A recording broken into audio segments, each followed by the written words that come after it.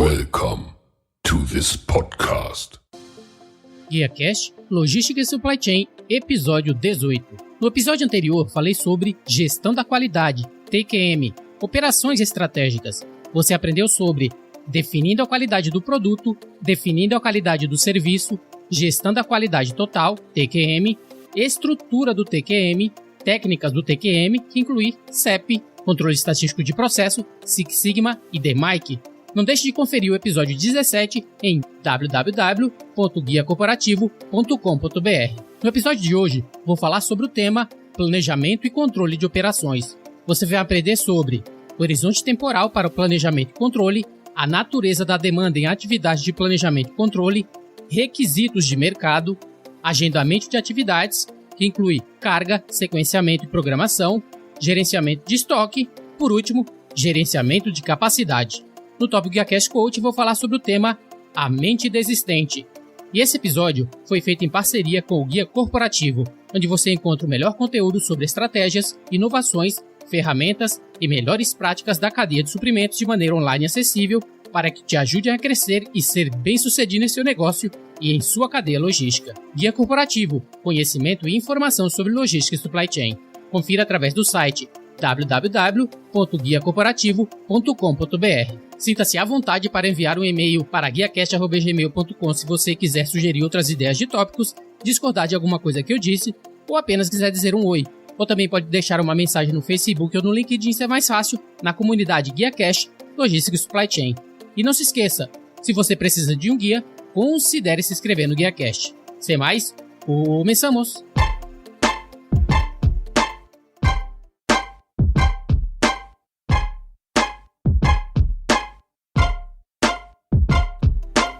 O planejamento e controle de operações trata-se da conciliação dos requisitos do mercado, demanda, com os recursos da operação, suprimentos.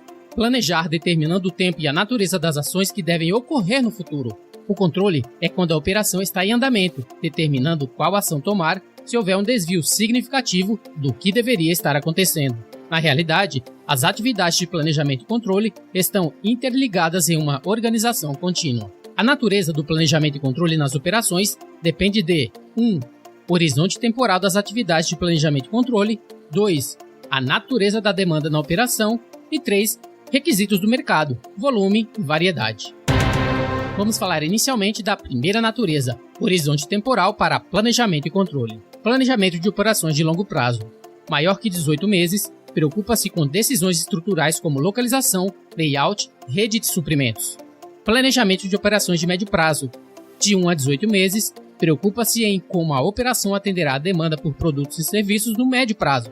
Fornece plano de capacidade mensal para atender a demanda. Planejamento de operações de curto prazo. De 1 a 4 semanas, o agendamento de atividades se refere à atribuição de trabalhos diariamente ao centro de trabalho, ou seja, equipe, indivíduo ou máquina. Envolve atividades de carregamento, sequenciamento e agendamento. O diligenciamento ocorre em tempo real e envolve intervenções das operações do dia a dia, a fim de reprogramar as atividades para atender os requisitos de curto prazo. A segunda natureza da demanda em atividades de planejamento e controle. A previsibilidade da demanda por bens e serviços pode variar essencialmente de uma situação de demanda dependente, ou seja, a demanda pode ser prevista, para um alto nível de imprevisibilidade, demanda independente. A demanda dependente pode ser identificada como a demanda de componentes de um produto. Por exemplo, quando uma previsão de demanda do produto foi feita demanda independente, podemos prever a quantidade da demanda dos componentes desse produto, examinando a lista de materiais e levando em conta a quantidade de estoque disponível. As políticas de planejamento para atender os diferentes tipos de demanda são as seguintes: Assemble to Order, ATO. Situação de tipo de demanda dependente é uma estratégia de produção em que os produtos encomendados pelos clientes são produzidos rapidamente e personalizáveis até certo ponto. A estratégia de montagem sob pedido, ATO, exige que as partes básicas do produto já sejam fabricadas, mas ainda não montadas. Make to Order, MTO. Situação de tipo de demanda independente quando a demanda é relativamente previsível, a transformação de recursos como pessoal e maquinário pode ser implementada de forma permanente. É um processo de fabricação no qual a fabricação é iniciada somente após o recebimento do pedido do cliente. Make to Stock, MTS. Se a demanda for imprevisível, a organização usará a política de planejamento de produção para estoque, o que produzirá uma previsão de demanda para o produto. É uma estratégia de produção tradicional usada pelas empresas para combinar produção e estoque com as previsões de demanda do consumidor. O método MTS exige uma previsão precisa da demanda para determinar quanto de estoque deve ser produzido. Natureza número 3. Requisitos de mercado. Baixo volume, alta variabilidade. Envolverá um horizonte de planejamento curto e decisões detalhadas de controle. O tempo de demanda do cliente será relativamente alto. Por exemplo, a consultoria precisará responder às solicitações dos clientes individualmente e de forma contínua. Alto volume, baixa variabilidade. Envolverá um horizonte de planejamento longo e decisões de controle agregadas. O tempo de demanda do cliente será relativamente curto, por exemplo, produção em massa de um produto para estoque. Agendamento de atividades. Isso normalmente ocorre em um período de 1 a 4 meses e se preocupe em atribuir o trabalho diariamente a um centro de trabalho, ou seja, equipe, indivíduo ou máquina. Envolve carga, determinar a capacidade e os volumes, sequenciamento, determinar a ordem e execução do trabalho, e programação, alocação do tempo de início e término para um pedido do cliente. Vamos falar um pouco sobre o primeiro deles, carga. Envolve determinar a capacidade disponível para cada centro de trabalho em um processo e alocar o trabalho a esse centro. O cálculo da capacidade real disponível precisará levar em conta fatores planejados e não planejados. Existem duas abordagens principais para a carga. A carga finita aloca o trabalho até um limite superior finito, fixo, acordado, por exemplo, assentos em uma aeronave. A carga infinita não coloca um limite no trabalho. Isso pode ser porque não é possível limitar a demanda. Uma fila será formada se a demanda exceder a capacidade. Sequenciamento, também conhecido como despacho, é a atribuição sequencial de tarefas ou trabalhos para processos individuais. Para tentar controlar o progresso de um trabalho através de um processo, um sistema de prioridade de trabalho pode ser usado. Programação. A programação é a alocação em um horário de início e término para cada pedido, levando em consideração as políticas de carregamento e sequenciamento empregadas. Usado onde algum planejamento antecipado é necessário para garantir que a demanda do cliente seja atendida. A abordagem de programação é amplamente dependente do volume e do mix de variedades do próprio sistema de manufatura. Portanto, as abordagens de programação serão consideradas sob os títulos dos tipos de processo de massa, lote e trabalho. Sistemas de um tipo de processo em massa produzem um produto padrão em um volume relativamente alto. Esses sistemas usam equipamentos especializados dedicados a obter um fluxo ideal de trabalho através do sistema. Isso é importante porque todos os itens seguem praticamente a mesma sequência de operações. Programação do tipo de processo em lote. Programar nessas configurações é uma questão de garantir que o lote de trabalho introduzido no processo seja concluído para atender às datas de vencimento do cliente.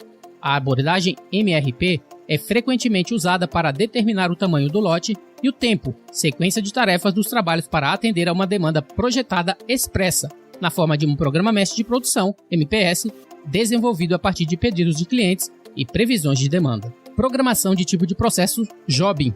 Um sistema de trabalho lida com vários produtos de baixo volume e alta variedade. Cada produto é personalizado para atender o pedido do cliente, portanto, o sistema de planejamento e controle da produção deve lidar com um mix de tarefas em constante mudança. Gerenciamento de estoque. Estoque está presente em todos os processos do serviço de fabricação. No estoque de manufatura constam os componentes que compõem o produto que está sendo fabricado. Nos serviços, o inventário pode ser usado como parte do sistema de prestação de serviços, por exemplo, implementos descartáveis para uma operação hospitalar ou fazer parte do componente tangível do próprio serviço, por exemplo, o folheto para uma apólice de seguros de carro. O estoque é importante porque, embora seja necessário para o atendimento ao cliente, também pode ser um grande custo para a organização. O estoque pode ser classificado por localização ou por tipo. Estoque classificado por localização: matérias-primas, mercadorias recebidas de fornecedores, estoque em processo, WIP, em algum momento dentro do processo de operações, produtos acabados, mercadorias prontas para envio ao cliente. Estoque classificado por tipo: pulmão, segurança, é usado para compensar as incertezas inerentes ao tempo ou taxa de oferta e de demanda entre dois estágios operacionais. Ciclo: se for necessário produzir vários produtos de uma operação em lotes, é necessário produzir o suficiente para manter o fornecimento enquanto os outros lotes estão sendo produzidos. Desacoplamento: Isso permite que etapas do processo de manufatura sejam gerenciadas e seu desempenho seja medido de forma independente. Antecipação. Isso inclui produzir para estoque para antecipar um aumento na demanda devido a fatores sazonais. Pipeline. Movimento. Este é o inventário necessário para compensar a falta de estoque enquanto o material está sendo transportado entre as etapas. Gerenciamento de capacidade. O estabelecimento de capacidades para atender às demandas da organização é denominado gerenciamento de capacidade. A atividade de gerenciamento de capacidade deve ser feita usando uma abordagem sistêmica através das seguintes etapas. Etapa 1, medir a demanda. Etapa 2, medir a capacidade. Etapa 3, reconciliar a capacidade e a demanda. Medir a demanda. É preciso uma previsão precisa da demanda das quantidades e capacidades necessárias no médio prazo, e não apenas na receita. Como uma previsão nunca pode ser completamente exata, é útil ter uma estimativa de quanto a demanda pode variar em torno de um valor médio. As previsões de demanda podem muito bem levar em conta efeitos de sazonalidade ao longo de um ano, sazonalidade devido ao clima, social, financeiro e sazonalidade da oferta, por exemplo, comida. Demanda também pode flutuar ao longo de dias e semanas. As previsões são um fator importante para permitir que as organizações forneçam bens e serviços ao cliente quando necessário e, assim, obter um serviço de qualidade. A precisão de uma previsão também depende do horizonte de tempo durante o qual a previsão é derivada. As previsões para horizonte de tempo curtos tendem a ser mais precisas do que para previsões de longo prazo. Portanto, uma forma de melhorar a precisão é encurtando o tempo necessário para a organização responder a uma previsão. Para produzir previsões precisas, uma organização deve coletar dados atualizados sobre informações relevantes, como preços e volumes de vendas, e escolher uma técnica de previsão apropriada. Medir a capacidade. A capacidade não é fixa, mas é uma variável e é dependente de vários fatores. A capacidade assume muitas formas diferentes, como espaço de armazenamento, disponibilidade de funcionários habilidosos, números de equipamentos e instalações de transporte. A capacidade é baseada no tempo e, portanto, a capacidade subutilizada devido a uma queda na demanda não pode ser usada mais tarde, quando a demanda aumenta. Assim, a capacidade real disponível será menor quanto mais a demanda flutuar. Reconciliar capacidade e demanda. Os métodos para conciliar capacidade e demanda podem ser classificados em 3 estratégias puras, de capacidade de nível, demanda por perseguição, gerenciamento de demanda. Capacidade de nível. Essa estratégia de planejamento de capacidade define a capacidade de processamento em um nível uniforme durante todo o período de planejamento, independentemente das flutuações na demanda prevista.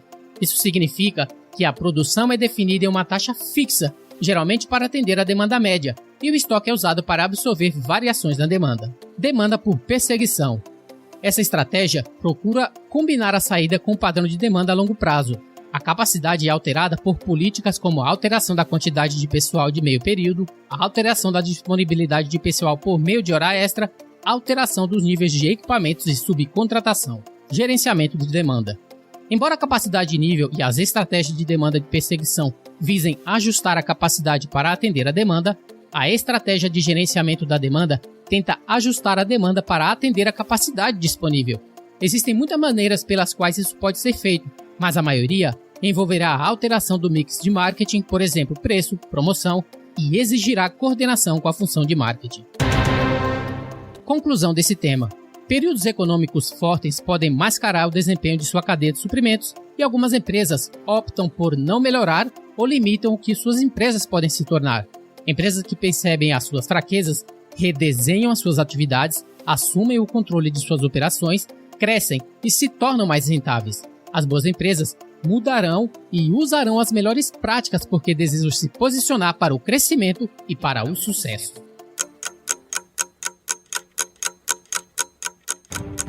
GuiaCast Coaching, com o tema A Mente Desistente. O segredo está em evitar desenvolver uma mente desistente. O que é uma mente desistente? Vamos dizer que é o primeiro dia de sua entrevista de emprego. Todos sabemos como isso funciona. Qual é a sensação? Você acorda com bastante antecedência, tem suas roupas arrumadas em cima da cama, seu café já está pronto, você está se preparando há semanas e semanas. Daí, você aparece na entrevista e traz o melhor de si mesmo para aquele momento. E se você conseguiu um emprego, ótimo! Que felicidade! Tudo bem, então, após alguns meses, você começa a aparecer no trabalho um pouco mais tarde, você não parece estar tão bem vestido ou asseado como antes, suas roupas não estão mais arrumadas na cama logo cedo, o seu café da manhã ainda não está pronto. Sua mente começa a ficar mais suave. Isso muda tudo em sua vida. Sua felicidade diminui e adivinhe, você adquire uma mente desistente. Alguém me disse uma vez que o tempo é como um círculo, que tudo que nós fazemos, que tudo que ainda vamos fazer, vamos repetir e vamos fazer novamente, novamente e novamente. A repetição todos os dias é a mãe das habilidades. E o segredo é que todos os dias você precisa se cobrar mais e mais e competir com você mesmo, pois você é o seu maior adversário. Não existe negociação, não existe discussão com sua mente. Quando você diz pule, seu corpo, mente e alma precisam entender que é realmente para pular. É necessário construir um músculo de sua mente. E como qualquer músculo, é necessário desenvolvimento e treinamento. E você precisa encontrar algo que vale mais do que a sua dor.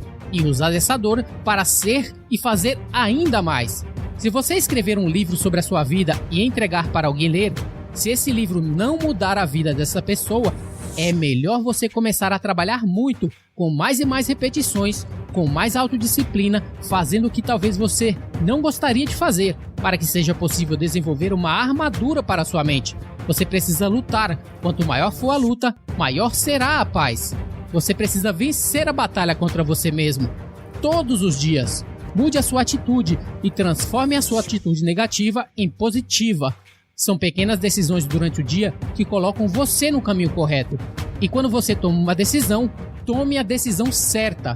Decida fazer o melhor. Decida ser o melhor. Decida vencer a sua mente.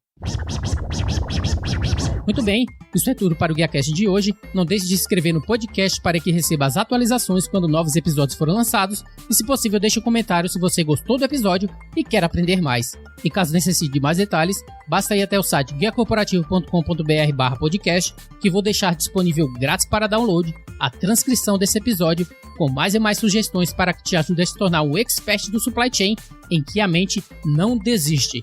Um GuiaCast abraço para todos, até a próxima, seja o seu melhor, invista no sucesso de outros e faça a sua viagem contar. Fui!